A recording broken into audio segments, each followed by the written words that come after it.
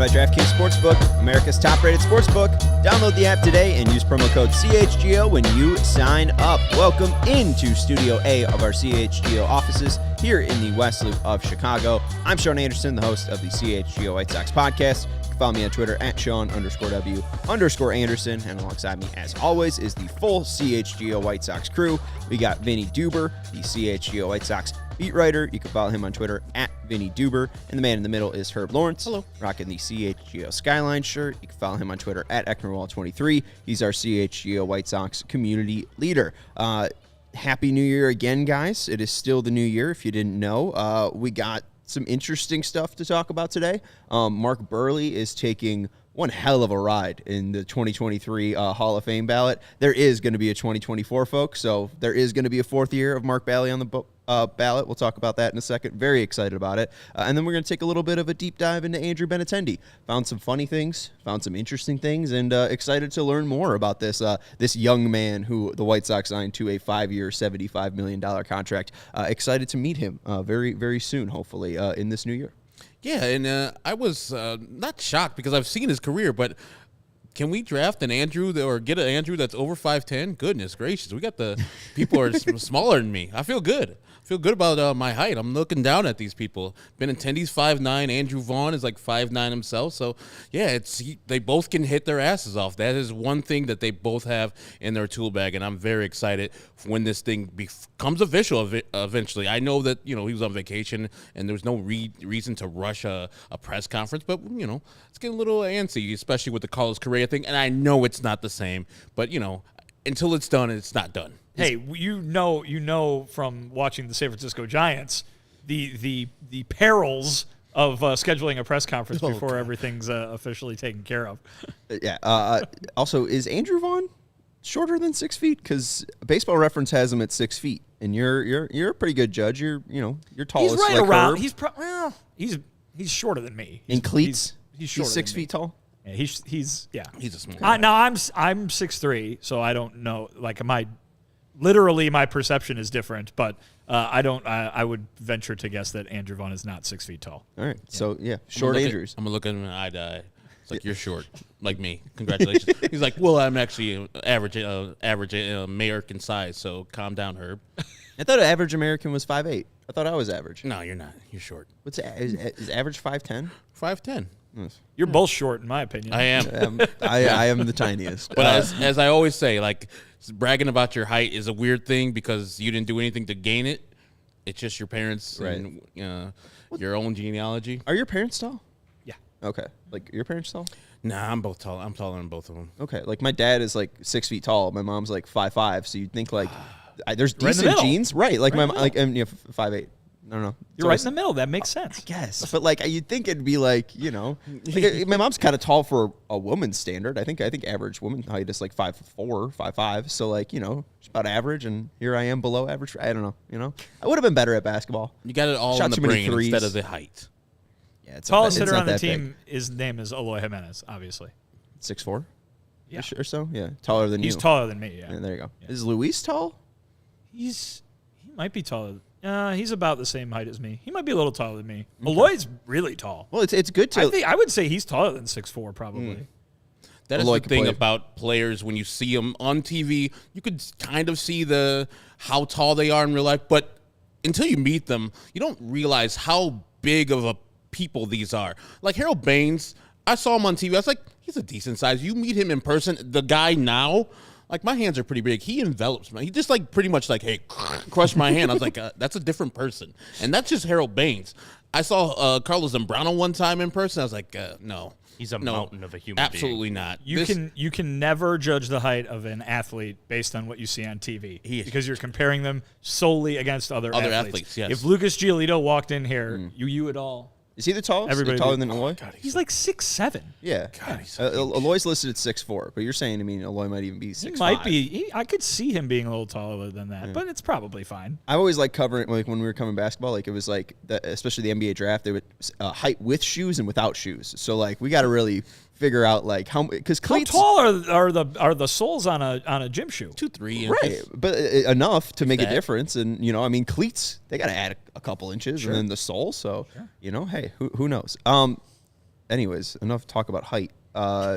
Who's the tallest guy you've seen? There's a guy that's just the tallest person I've ever seen. No, but like shockingly tall, like baseball player. Is there any? Like, Well, for Harold a baseball Baines? player, 6'7" is out of control tall. Like Lucas Giolito is among the tallest players in baseball. I would guess.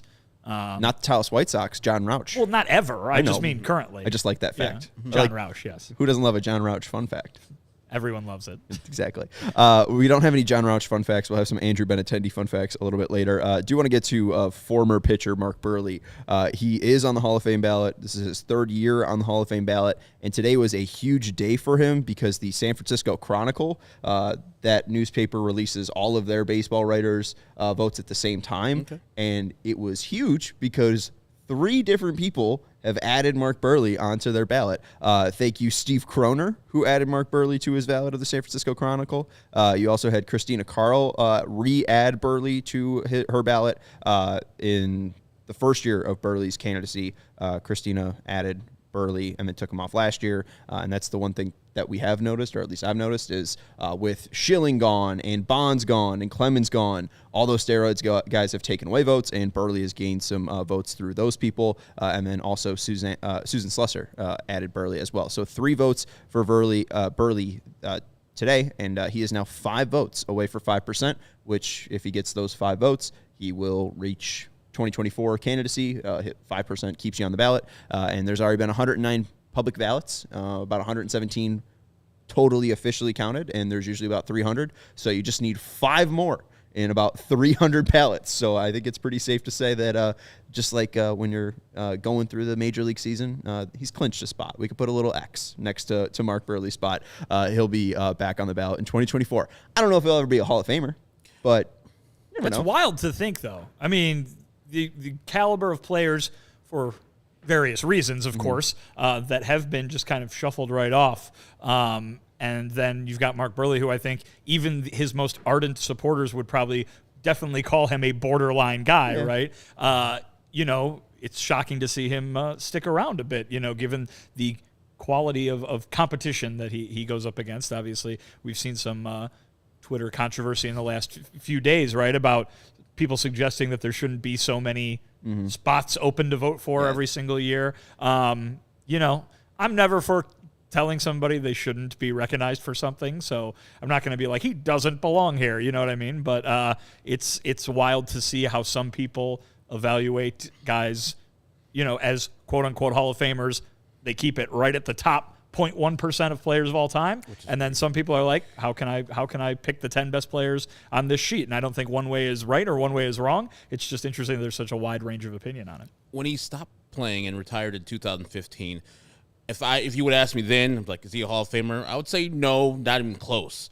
Now I'm still saying no, he's not a Hall of Famer and probably not close, but there's some compelling arguments. I mean, Ryan Fagan from the Sporting News wrote a great article today about each of the players that he did vote for and each of the players he didn't vote for. If you have a chance, go and check that out. But he gave a compelling argument for Buehrle's inclusion in this. He didn't necessarily say that Buehrle deserves to be a Hall of Famer, but he was like, there's 5 pitchers in the history of the game, or 4 pitchers in the history of the Hall of Fame with 15 consecutive seasons of 200 innings. All 4 of those guys are in the Hall of Fame. Cy Young, Warren Spahn, Don Sutton, and Gaylord Perry. As we know, his last season, he only went 198 innings. So that fell short of his 15 consecutive years of 200 innings or more. Something like that is a thing that you will never see again in this era of baseball going forward. And so that's got to be taken account for, how good of a fielder he was, how good of a pitcher he was, how fast he was. The only pitcher ever in the history of baseball to face the minimum 3 times. Ever.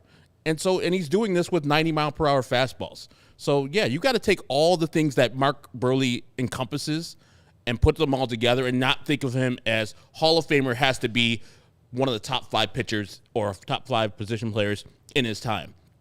Mark Buehrle was just consistently good throughout his whole career. And some would say a little better than good. So I think that maybe not eventually get into the Hall of Fame, but I think the argument for his inclusion is not a bad one. He's made it hard on people, right? Hasn't he? Because I think the thing that comes to my mind with him is kind of the case with Devin Hester when they were talking about putting Devin Hester in the Hall of Fame, and you sit there and you think, like, Devin Hester, like, he was good at the thing he did, but he wasn't, like, the best player in football. But he was really good at that thing he did. And Mark Buehrle, obviously not a specialist. He's a starting pitcher like every other starting pitcher in Major League Baseball was, taking the ball as often as those guys were. But, again, it seems like he did one thing or a few things in his case really, really well. Maybe it didn't make him the best pitcher in baseball, but you look at it and you go, boy, he's really good at that. And, like, is that worthy of this consideration? He's nothing if not a fun thing to talk about, right? Right. Well, it's baseball's, like, I think just, like, only baseball could create a person like this, where it's like, he was kind of all right, just a mediocre pitcher when no one was on base. But when he was on base, you couldn't run on him. He would pick you off.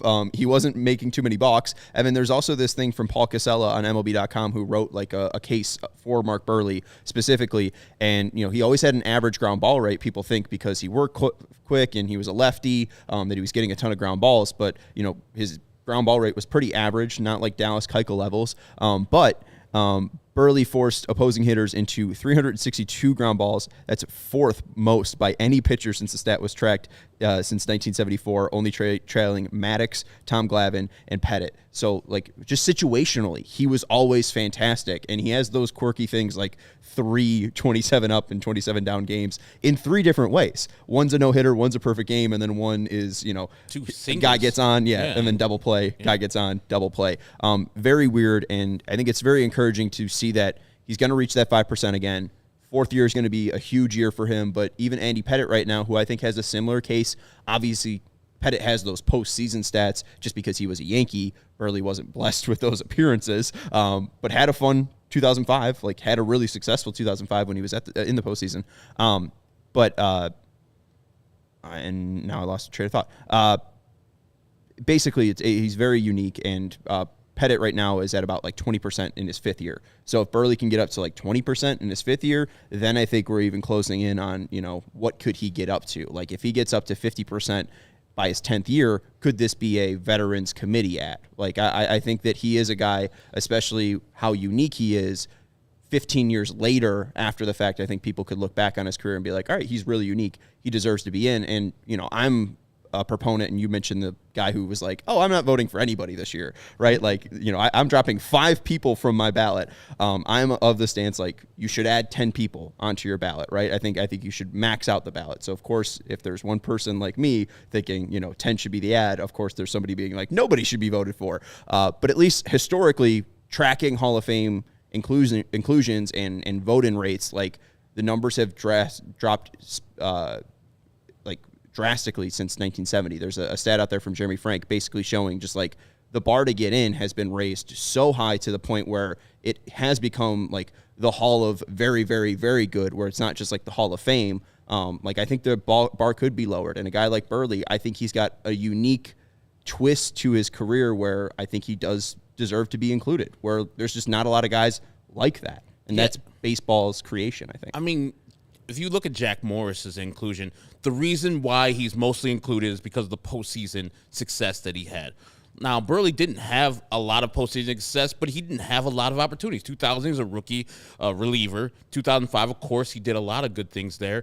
And then 2008, and then I think maybe one time with the Toronto Blue Jays, if that is correct, but not a lot of opportunities to go into the playoffs and prove his wares. So I don't think you should put that against Mark Buehrle. As you said, Andy Pettit gets that because he was a Yankee, because he was a Houston Astro, but also, as Who's Your Daddy points out, the PEDs, to me, and you're not that much better than Mark Buehrle. Like, the B-Wars, similar, very similar. Sean, he did the scramble, put the lead out there. Yeah. B-War, they're similar. War.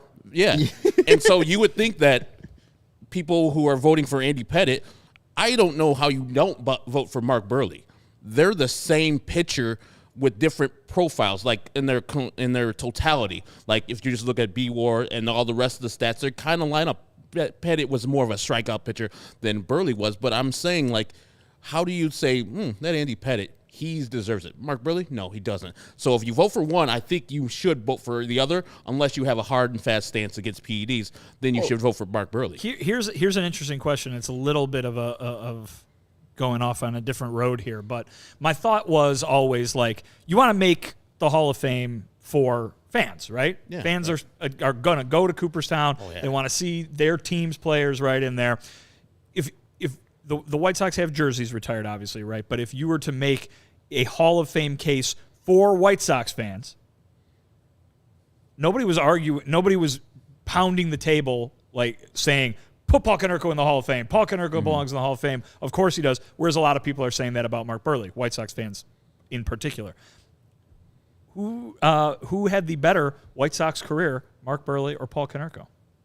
I would say Mark Buehrle. I would definitely say Mark Buehrle, just because of all the accolades, 4 Gold Gloves, all the 3 facing the minimums, the perfect game, the no-hitter. Those are huge accomplishments. Now, Paulie did hit the ball well. I think over 400 home runs with the White Sox, second to Frank Thomas.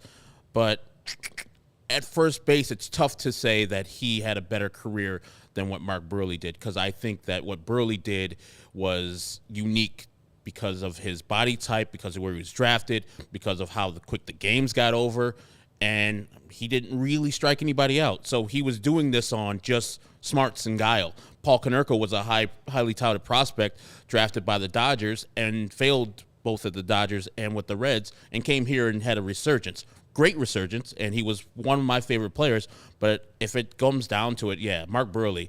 And if they're saying Mark Buehrle or Paul Konerko, who you want in the Hall of Fame, and who's going, like if you're a White Sox fan, who's going to the Hall of Fame to see this player? I think most White Sox fans, like, if Paul Konerko gets in the Hall of Fame, I'm going. But Mark Buehrle gets in the Hall of Fame, I'm definitely going. I'm there the next day. Because that's how much I think White Sox fans love Mark Buehrle. I see them as very much on the same level with each other, and it's very interesting to hear you say that. I'd honestly put Konerko a little bit above him. Like, I think Buehrle has a more of a baseball Hall of Fame candidacy. I mean, there's nothing really that makes Konerko unique. He was a first baseman who hit home runs. There's a lot of guys who did that. Mark Buehrle, he was a lefty who had many different intricacies about his career, but when you're talking about a 15-year career in one place, I mean, it's hard not to say if there was like a Mr. White Sox that it's probably Paul Konerko. Yeah, like if the White Sox make their own Hall of Fame one day, and it seems like every team is doing that, so they'll probably get around to it. Say you get a 3-man first class. You're putting in Frank Thomas. You're putting in Manny Mignoso. Who gets the third spot if it's Buehrle versus Konerko? And there might be a better pick out there that I'm not mentioning, maybe Louis Aparicio or someone like that, but that's tough. I think Mark Buehrle. I would vote for Mark Buehrle, and I love Paul Konerko. I would even say that Jose Abreu surpassed Paul Konerko, in my eyes, as a better White Sox player. And I will say something, I guess, probably heresy, or along the lines. I think maybe Paul Konerko deserves it more than Frank Thomas. Oh, golly. That's surprising. I mean, Frank Thomas is a better player. I'm not saying, and Jose Abreu's got better stats than Paul Konerko, but I mean, 15 years. I mean, Frank Thomas didn't have that here. Paul Konerko was more of a part of the 2005 team than Frank Thomas was. I think people have more of a connection to Paul Konerko than Frank Thomas. Sean's showing his age, isn't he? I guess. I mean, when people say that, like, there's people who are young, like yourself, who don't realize how great Frank Thomas was. I'm not saying he wasn't great. Those numbers great. are insane. I mean, They're insane. Not saying who's a better baseball player. I'm saying who's more of a Mr. White Sox. That's still Frank Thomas, even though he was a dick and just switched the batting order for batting practice because he wanted to concentrate on doing his job and didn't want the fans to be bothering him while he's doing his job. He's still the best, and I think everybody would just, like, it's default. Like, White Sox, the best player of all time in White Sox history is Frank Thomas. That's like, you say that, He's it's the already best, done. yes. And I think White Sox fans don't even think about that. That's just like second nature. So when you say Paul might be better or more loved, it's like, Frank Thomas is just the guy. Well, and that's what I get for fact-checking, and thank you, Alex, for fact-checking me. Frank Thomas played 16 seasons with the White Sox. Yeah. So it's not who played the most seasons after Sean was born. Yes. It's, you have to consider the time before you were born. Then with people who have more experience with me, then I will defer. So Herb can have the final say on this one. No, that's more the argument, Paul Konerko versus Jose Abreu. You could say Paul Konerko won the World Series, so already he's better than Jose Abreu. but the numbers as a White Sox are similar. I don't think Vinny's question is who's better. Like who is a better quality of player. I think it is who would fans like probably go towards more. Like, I always think that the point of the Hall of Fame is to tell the story of baseball. Right. Yeah. And that's why my opinion is that the PED guys should be allowed in because you can't tell the story of baseball without them and their ridiculous accomplishments. Specifically, that brought baseball back. Right. And so I think if you're going to tell the story of baseball, you should include every baseball team. And the high points of those teams are obviously dictated by those fan bases. And so I was just curious. I think everybody kind of dismissed Paul Konerko's candidacy for the most part. He got a vote or two here or there, but because of the position he plays, he's not the best home run hitter ever. There are a lot of people who hit a lot more home runs than he did, and yet we get these very intriguing cases being made, very detailed cases being made, sometimes passionate cases being made for Mark Buehrle. And my thought is that in the minds of White Sox fans, or at least my question, how do those two compare to each other in terms of their levels of quote-unquote greatness or greatness to those fan bases or to that one fan base? Just interesting. That's I think it is. I would say, the strike against Konerko, or the strike against Buehrle and the strike against Abreu is that they left before their White Sox careers were over. And so you could say that Paul stayed until the end, to the bitter end, and he was chugging down the end at the end of his career. And so he stayed loyal to the White Sox, where there was opportunities for him to leave multiple times, and he stayed loyal to the White Sox. So that might be a feather in his cap that he was a White Sox by choice, not by, through drafted or like Buehrle or free agency like Jose Abreu, and then he left when the White Sox were like, all right, we're moving on. So I guess Paul Konerko in that regard, Vinny, would be that over Jose Abreu and probably over Buehrle in that regard. But I say, just my own opinion, Frank Thomas, whoever in the middle, as Alex Rude wants to put Luke Appling in there. Old aches and pains. Yeah, Minnie Mignoso, and then maybe Mark Buehrle. Very interesting. Yeah, I mean, I think part of the thing that boosts up Paulie, too, is like, he had that run in 2007 and 2009 where he just wasn't that good, and then he just like kind of got good again, and he was just like tearing the ball, cover off the ball. So it's like, I don't know, there's like many different Paul Konerko eras where it's like post World Series, where I don't know. I think he has a very interesting career now with the Sox, where Frank was just kind of the best player, and the worst thing that happened in his career was the 1994 lockout. Like I don't know. Now I think Vinny can speak to it better than I. When I was cutting up tape for the Score, nobody more that I wanted to speak to or listen to more than Paul Konerko, because the answers were long and drawn out, but they were to the point eventually, and they were well thought out. Like he was, when you put a microphone in front of his face, I love to listen to it. Buehrle, not so much. He had his common man answers, and Jose Abreu, I don't understand Spanish, but that's on me. So that was a thing that I need to improve on, because I need to come where he's at instead of him coming to where I'm at. So I would think that Paul Konerko, just with that, endears himself to the fans a little bit more with his way to speaking. Yeah, that team spokesman role, didn't he? And I think, I think to a lesser degree, Jose Abreu had that too. You mentioned the language barrier, and I think that's probably the number one reason that you don't think automatically that he fit that role. He tended to speak a little bit more infrequently than Paul Konerko did. Paul Konerko was kind of the guy that folks went to in the clubhouse really when anything were to happen, and there are people who have that role on the team now. I think of someone like Lucas Giolito. Tim Anderson had that role for a bit. Since Liam Hendricks has gotten here, he's been that guy. But you're right. Paul Konerko was that guy for a decade. Mm-hmm. And, certainly you can't discount seeing the guy's face on the nightly news every day and associating him with what's going on with the team. This is a stretch, but you can discount sunglasses, because Shady Rays never understood why sunglasses were so expensive. That was not your worst. Thank you. Nowhere near your worst. So good job. So they set out to change it. And interesting discussion too. I like the points that you guys brought up. Shady Rays never understood why sunglasses were so expensive, so they set out to change it. You don't have to break the bank for quality sunglasses this winter, because our friends at Shady Rays have you covered. Shady Rays are premium polarized shades featuring world-class optical clarity, substantial durability, and styles cater to everyone and every lifestyle.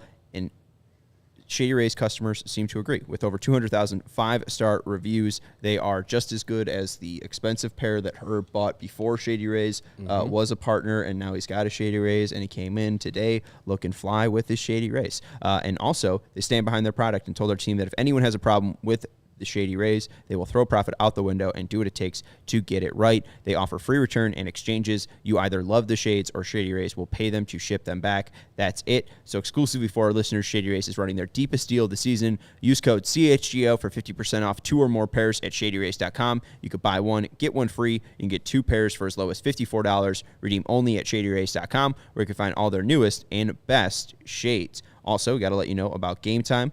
Game Time is the hottest new ticketing site that makes it easier than ever to score the best deals on tickets to sports, Blackhawks, concerts, and shows. If you ever thought of sitting at the 50-yard line, if you ever thought of sitting on the ice for a hockey game, maybe at the center court for a basketball game, you can check that out with Game Time. And the biggest last-minute price drops can be found on seats that you never thought you could buy, and you won't find a better deal this season on Blackhawks tickets or Bulls tickets. The Blackhawks are in town tonight, playing just a couple blocks away against the Lightning, so if you're looking for something to do tonight, go check out the Blackhawks and the Lightning. It's created by the fans, for the fans, and Game Time guarantees the lowest price. So if you love CHGO, then you love Game Time. The best way to support us is by buying your tickets through the link in the description. Join over 15 million people who have downloaded the Game Time app and score the best seats to all your favorite events. All right, let's get into some Andrew Benintendi talk here. Andrew Benintendi, I found a lot of interesting stuff here.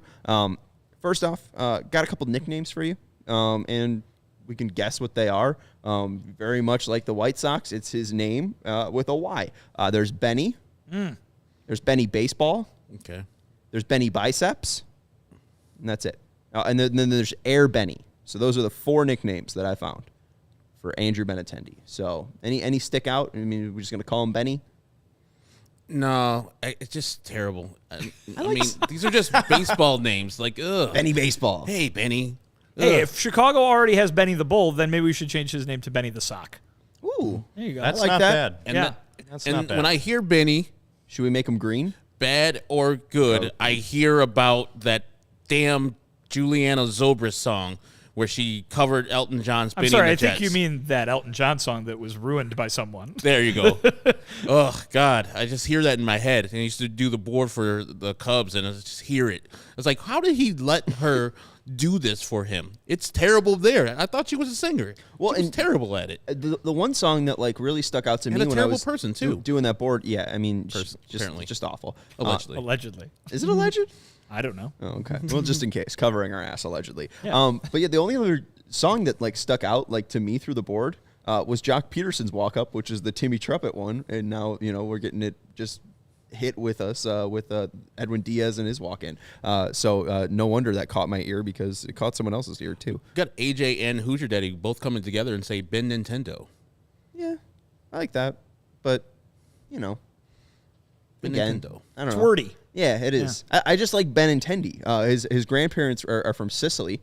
I saw this on his Wikipedia, and I clicked on the picture, and I don't know if you guys watched White Lotus, but that was filmed in Sicily, season 2, and I was like, oh, he's basically like Michael Imperioli and his kid in this thing. He could basically go over to the old land and find his relatives. Did he play for Team Italy at any point? Oh no, I didn't look that up. I was didn't looking at find World that. Baseball Classic rosters of years past earlier today, which shows you that I had a lot of time in my hands. wrong with that. And I was looking. There was one for Team Israel. So Israel has a team, and it's almost entirely made up of Jewish Americans, There's maybe a Canadian or two on there that are of Jewish descent. There was 1 year where there was just one guy from Israel. But like, I think that should be that's a good rule, right? Yeah. Like, because Team Italy is very much the same way. Italian Americans, Italian Canadians, are playing for Team Italy on a regular basis. But you should have to have one guy from that actual For the country. 2017 World Baseball Classic, apparently him and Joey Gallo were on the preliminary roster for Or Team Italy, and Team then Italy. bailed. Yeah, I'm not sure if he ended were up. removed for some reason. Yeah, if he ended up playing. And to with them. talk to your point, Vinny, the Dutch, the Netherlands, they encompass all the players from Curacao. Yes. So that's a territory of But theirs. That's interesting. there's a fun fact. Apparently, the in the Netherlands, they like baseball too. They've got a whole little baseball thing going on there, actually in the Netherlands as well. So they're that Netherlands team, yes, like you said, mostly other people from other places that aren't the Netherlands, but they do have a few. Going over those rosters as I was doing earlier today. And the last World Baseball Classic, like it was my favorite when like some of the people were coming out of the woodshed for like their countries. Like one of the guys that made a comeback was Eric Gagne. Team Canada. He came back for Team Canada. Nice. So very very interesting what the World Baseball Classic can bring out. Two things. When we're talking about that, Marcus Stroman was chided and heckled by the Puerto Rican team because his mom is Puerto Rican. And you could see in the times where he was pitching against them, he meant business. And I think this time he's actually pitching for Puerto Rico, which is a weird thing because if I'm correct on that, he won the World Baseball Classic for the United States. Him and the United States won that because mostly because of his pitching. And he might be switching over to the Puerto Rican team this time to pitch for them. And secondly, for a nickname for Andrew Benintendi, as you know, I like to do the full names. So his full name is Andrew Sebastian Benintendi. Another Sebi. So I will gonna say the crab. I'm gonna call him. Well, you call him the crab, Benny the crab, or you call him Seabass, and then you can say kick his ass, Seabass. There you go. What is that from? Is that from Dumb and Dumber? I believe. And I think it's from Dumb and Dumber. You are right about the Stroman thing too, by the way. Yeah. He'll be pitching for Puerto Rico. I mean we got two Sebastians on the team. That's pretty fun. Seabass. We also got we talk about Colson Montgomery and his two-sport athlete ability, playing baseball and playing basketball. Andrew Benintendi was not only a star baseball player in Madeira, Ohio, but he was also a star basketball player. Ballin'. Scored 25 points in his senior year. 5'9". And I found this gem. He scored 25 points per game in his senior year? Oh, yeah, no, 25 points per game. I'm so sorry. Okay. That's a lot for high school or college. 25 points per game, 4.3 rebounds per game, 2.7 assists per game, and 2.6 steals per game in his senior year. And also, against Indian Hill, he had this, Kevin. We have that video.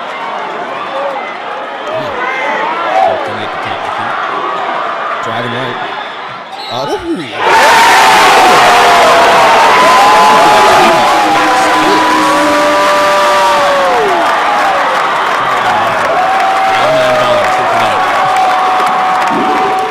And put his team up 58-57. But I was going to say I would have appreciated a score bug or something there, so I knew what I was watching. I was like, "Is that just a first quarter layup? People going nuts." It was. I tried to end it on the scoreboard because the guy who filmed it did a fantastic job of actually filming the scoreboard. Good job to that 15-year-old kid or formerly 15-year-old kid in the Cincinnati area. It's a 2012 YouTube video.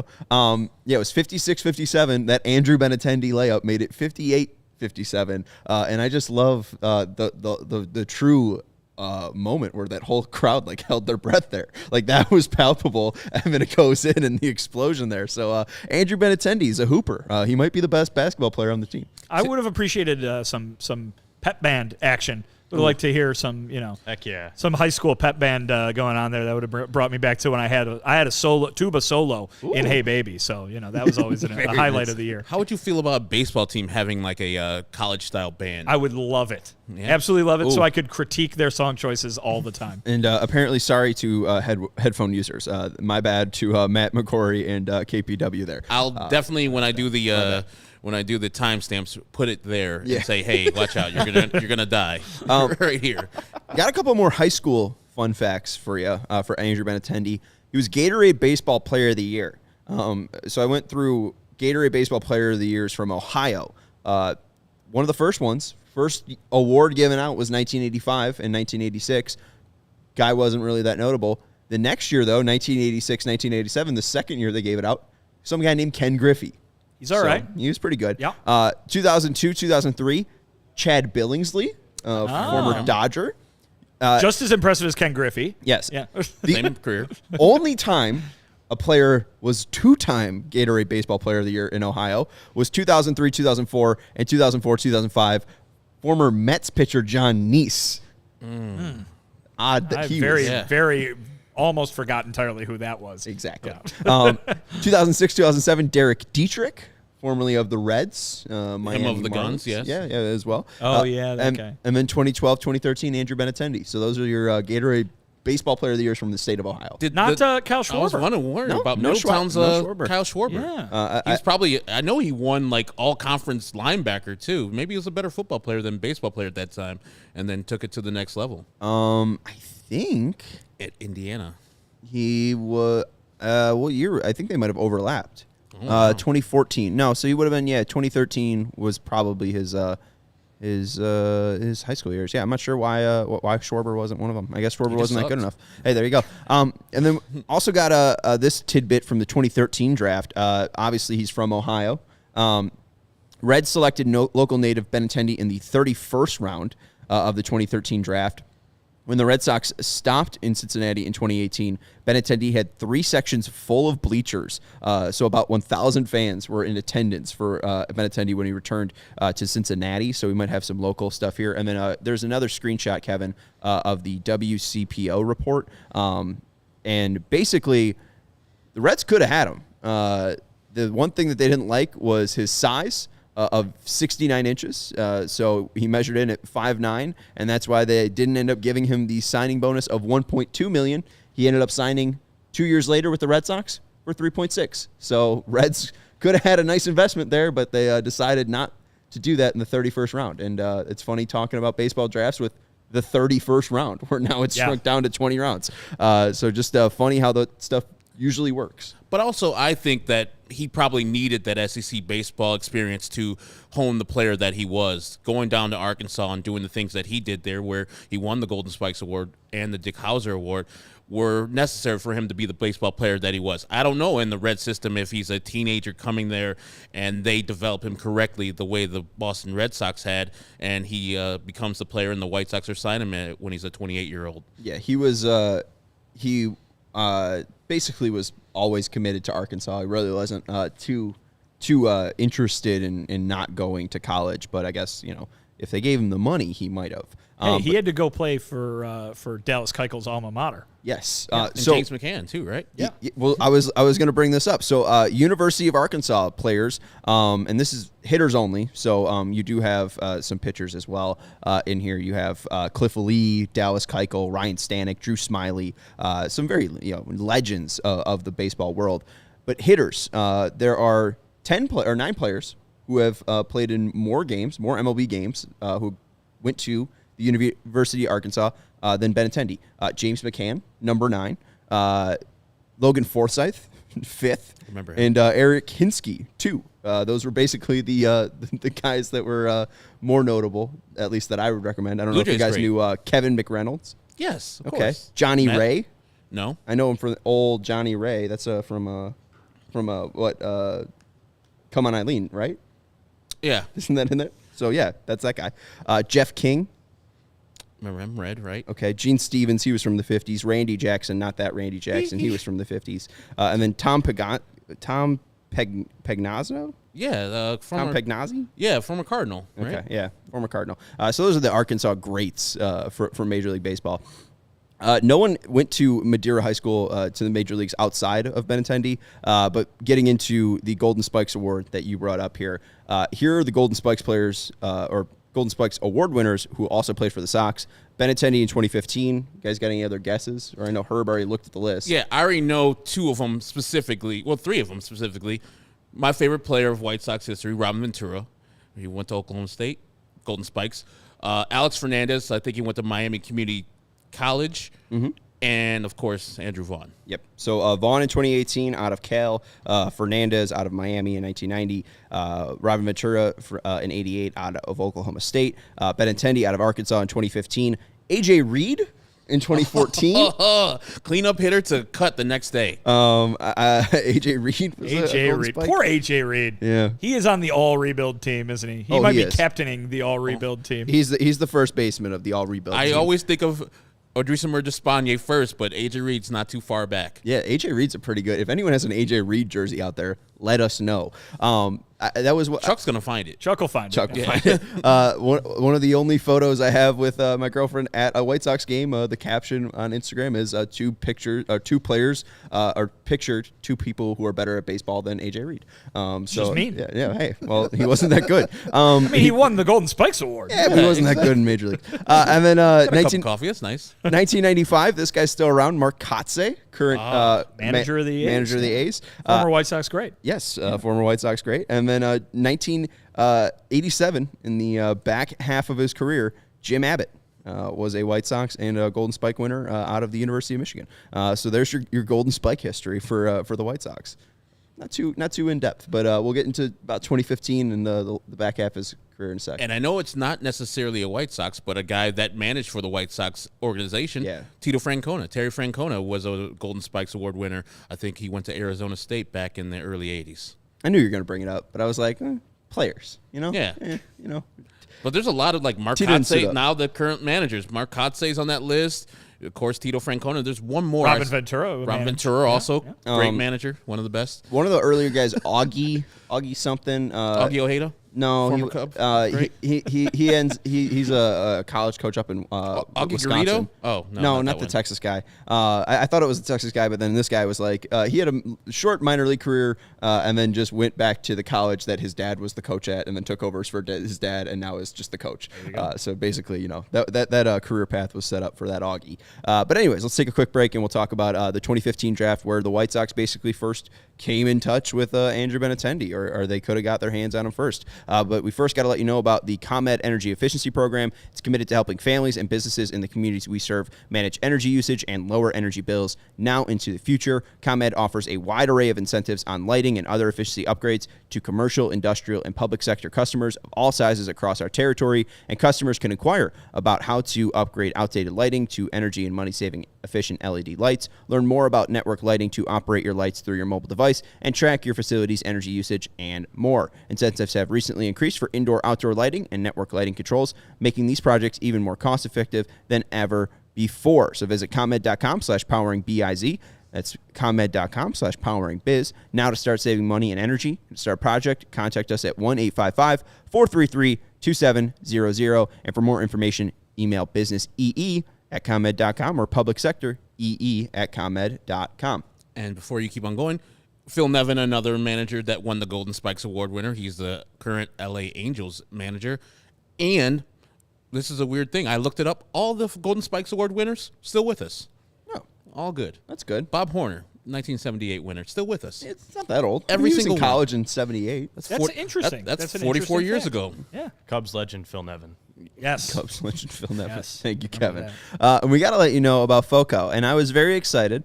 First off, Chicago, you've already got the best coverage for your favorite team, so get fitted in the best sports gear around. You've got FOCO's got you covered from Soldier Field to the front room, Thank you. north or south side, with hoodies, slippers, signs, bobbleheads, and everything in between. If you're looking for the perfect gift for the Chicago fan in your life, check out FOCO.com, FOCO.com, or click the link in the description below. For all non-presale items, use the promo code CHGO for 10% off. Again, FOCO.com, or click the link in the description below. And I mentioned all non-presale items because there's bobbleheads on FOCO.com. And I've mentioned the Dallas Keuchel Gold Glove bobblehead. But do you know what is not on presale right now? Do you know what you can get 10% off of right now on FOCO.com? An Andrew Benintendi Arkansas Razorback bobblehead. Wow.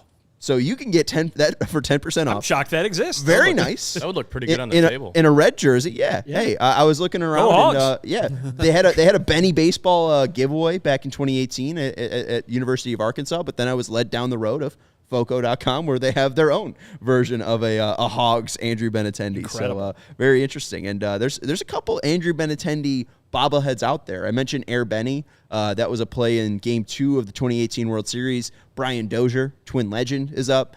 David Price on the mound, 5th inning. Dodgers up 2-1.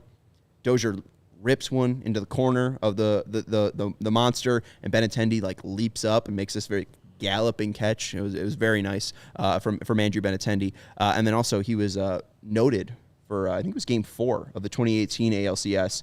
8-6, White Sox legend Craig Kimbrell on the mound. 0-0 count, Bregman up, 8-6, bases loaded, 9th inning. all been there before. And Bregman gets a high inside fastball, turns on it, and Benintendi dives full layout, makes the final out. Crazy catch. So, I mean, hey, if we're looking at defensive prowess, he's got it in big moments. But look no further. I mean, look at that. I mean, you know, that moment right there, you close the glove too early, pops out, you know, you're just a little bit too hard. I mean, that's just probably the toughest play in baseball to, like, get a just nose diving ball like that. And I think also his playing left field at Fenway, that was, of course, in Houston, kind of helped him with the short Crawford boxes behind him. He understood, you know, anything overhit over my head, it's a double anyways. And same thing with Fenway, and so that was perfect place for him to play. And he's above average outfielder, so I think that he's going to bring that nice glove to the White Sox, and he's ready for clutch too. So I'm good for that. Hopefully, we need it. So let's go to the 2015 MLB draft. Very interesting because the White Sox could have had Andrew Benintendi. Andrew Benintendi was selected 7th overall in the 2015 baseball draft. The Red Sox selected him out of Arkansas. And with the 8th pick, Chicago White Sox took Carson Fulmer out of Vanderbilt. Just interesting to see, like, the White Sox huge spot has been right or left field. And if they took Benintendi or were lucky enough to take Benintendi back in the day, they wouldn't need to make this massive signing. They wouldn't need to make the franchise extend. Well, I guess maybe they would make a record extension with Benintendi, but they wouldn't have to go out because he'd already be in the organization. It's kind of a crazy what if at that point. Just if the Red Sox decide, hey, what if we like Ian Happ better? You know, who went 2 picks after. You know, it's a very interesting what if we're playing what ifs like we were with Chuck just the past week. I mean, the draft is just full of those because the baseball draft, more than any other sport, you can get somebody that's good from any pick in the draft, any round in the draft. You can get someone that's bad with the number 1 pick in the draft. So the hit rate is just completely up in the air, and the what ifs are all over. Of course, the most famous one out there would be Mike Trout going way down in the first round on the draft board. You know, everybody goes, "Oh, what if some other team would have picked him?" There were a bunch of teams that could have picked him, incling his own team, who had a pick before they took Mike Trout. Hey, and you mentioned Randall Grichuk. Yeah. Yeah. Ugh. I mean, he had a career. He had a good career. He's been to the majors. Went 2 for 2 on first round draft picks. Michael Nelson Trout. Let's go. We all know the 2015 number 1 overall pick is a bust and is horrible at baseball and will probably amount to nothing.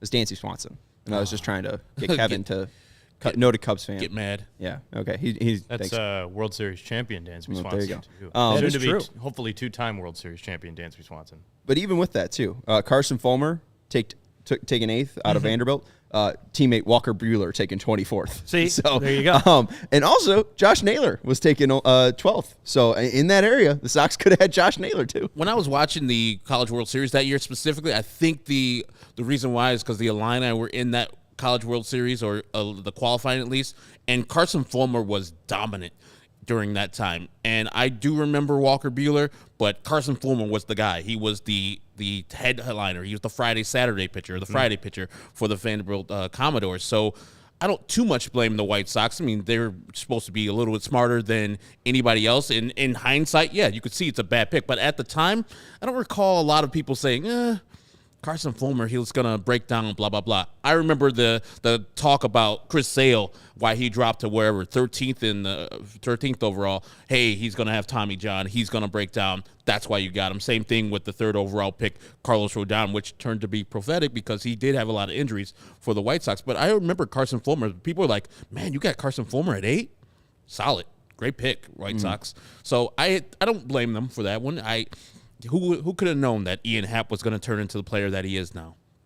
Right, and hey, and you know, Benintendi's going to turn into. I mean, they all thought they were good, but if you're going to have a frontline starter like Carson Fulmer and what he was projected to be, I think I would take a frontline starter over a eventual good hitter because those are hard to find.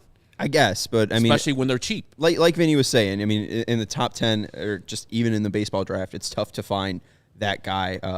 But I mean, when you look at Benintendi's last year in college, hit 376, 488, 717. Him and his teammate Andrew Vaughn will be able to talk about what it's like to get on base 50% of the time in college. His walk to strikeout ratio was 50-32. Makes sense why this guy was a top pick. And I think it's very interesting, his career. Like, the big need for the Sox, I thought, was power. He's not going to bring power, but what he's brought consistently is a hit tool, the ability to get on base, the ability to hit his way on. And since 2017, his first full year in the majors, 6 outfielders / DH have more hits than Andrew Benintendi. Andrew Benintendi has 747 hits since 2017. Can you name the 6 outfielders / DHs above him? Kevin, feel free to jump in. Mike Trout. Mike Trout, not on there. Wow. What? Wow. Is Mike it Trout, doesn't qualify? He's been Mike Trout, injured a ton. 24th. Yeah, he's Okay. been injured Wow. a ton. He has so less that hits makes than sense. Chris Bryant. Wow. They're Chris Bryant, 633 at 23. Who's technically considered an outfielder for some reason. Yeah, Okay. right. Mike Trout, 24th, 626. All right, go through the criteria again, so I can, because Mike Trout's not in a thing, and I'm flabbergasted. Since 2017, most hits for outfielders. Oh God. I would say, how about Charlie Blackmon? Yep, 2. 923. Good Starling guess. Marte. Marte, 8th, right below Benintendi with 744. Wow. I'm just trying to think. This is hard. Well, All right, Kevin's down Kevin's just giving us Google the it. outfielders. I don't think it's Mickey Mantle, so I think I don't think Is it this- Tris Speaker? It's funny when you Google MLB outfielders, it just gives you a whole hodgepodge of MLB players outfielders, here. and like one of the top 15 results is Avi Garcia. And I know that he didn't right Robbie after Willie Mays. Robbie Grossman, Michael Taylor, Mickey Mantle. And the guy that was at the top, Michael Brantley, is he there? Let's see. Brantley. Sorry, no, Brantley's 12th. He just hurts. He gets hurt all the Did time. we say Mookie Betts yet? No, Mookie Betts is 4th, 863. What about So Blackmon and Betts have been guessed. Correct. Stanton? No Stanton. Stanton's hurt too much. oof? You want, This is you want some tough. guesses? Yeah. You want some hints? How about Christian Yelich? Yelich I was is gonna say 6th, Yelich. There we go. 803. There you go. Very nice guess. Yeah, give us- So Yelich, Betts, and Blackmon so far. We've all got one. Give me another. Since 2017, let's see who's been in the league. I'm gonna just look at the name right there and say maybe Ronald Acuna. I know he was out for a No. long time. Yeah, no Acuna. I think Acuna made his debut in around like 2019 too. So he's a little bit behind the 8 ball there. I'm just laughing. One's a Adam Eaton. former Ooh. interdivisional rival. One's a former Cub. The other one most recently played on the Red Sox. Okay. Here, most recent teams: Toronto, Philly, Boston. George Springer. No, Springer 14th, 705. Nick Castellanos. Nick Castellanos 3rd, 881. Wow. Jesus. Former Cub and current Philly. You said Toronto. Toronto. Current Toronto Blue Jay. Yeah. I think. Jesus. Teoscar Hernandez. No, that No, doesn't he's sound right. now No, a Seattle he's Mariner. Now no longer a Toronto Blue Jay. You know what? That happened when you were in Australia. Oh, and now you're back from Australia. KPW, and this is a weird one. Whit Merrifield. Yeah, Whit Merrifield Yeah. is the Yes. leader. Whit Merrifield Also has technically an outfielder, I guess. Yeah. This is a second baseman outfielder. 947 hits for him. Final guy, more of a DH than an outfielder. Boston. Oh, did he guess it? Yeah, JD. Stokes got it. JD Martinez. Okay. So Also, I find it funny. Everybody's taking big credit in the chat. We had Kevin's ridiculous list of Hall of Fame / bench outfielders up, and we did not see any of your comments. So, Yeah. thank you for your help, but we didn't see it. I'm all really Adam surprised. Yes, yeah, Albert that's what I was Elmora, getting at. You know, Tony Gwynn and Albert Elmora Jr. They're both outfielders. Melot, Carl Yastrzemski, and Yasiel Puig. Yes. Albert Elmora. Yeah, that's not. Just don't Google MLB outfielders. You won't get the best. I But think Alvaro more available. yeah, I think so. Hey, he comes right up on Google.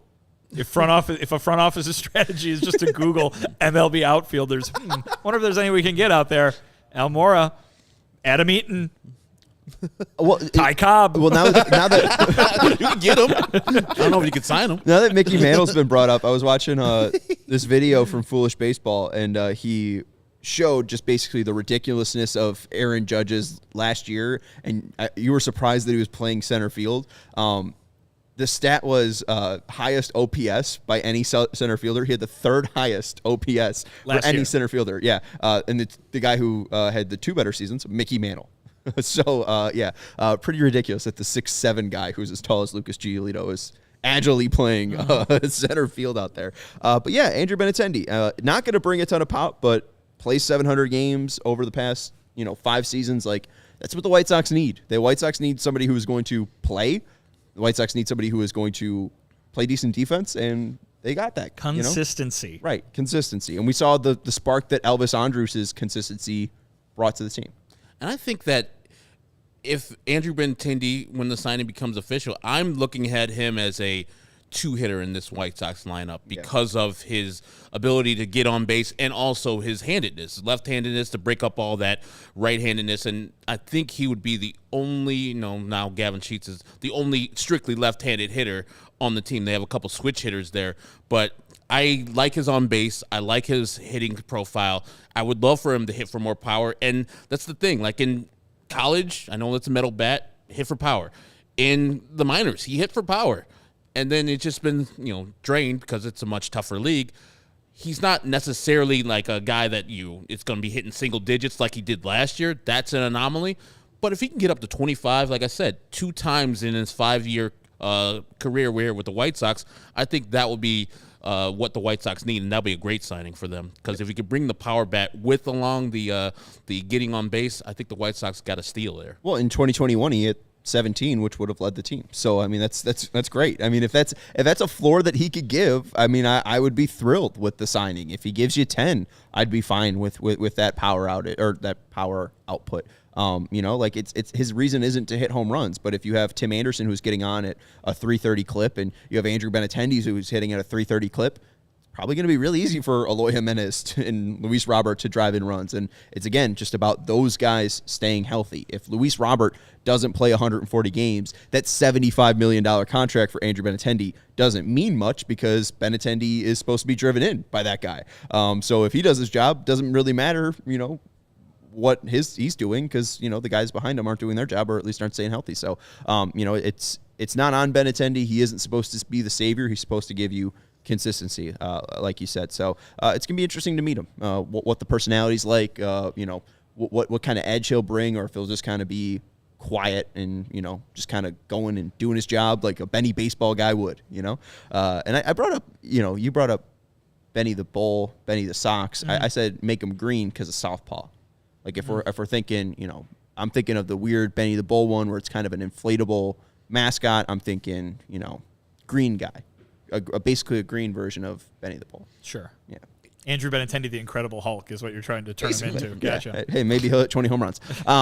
Anyways, that's meeting Andrew Benintendi. Hopefully, we'll be able to talk about the official announcement in the upcoming days if the White Sox are making that official. But that's Vinnie Duber. You can follow him on Twitter at Vinnie Duber. He's our CHGO White Sox beat writer. That's Herb Lawrence. You can follow him on Twitter at Ecknerwall23. He's our CHGO White Sox community leader. And I'm Sean Anderson. You can follow me on Twitter at Sean_W_Anderson. Thank you to everybody in the chat for hanging out with us. Who's your daddy saying Sean's coming around on Benintendi?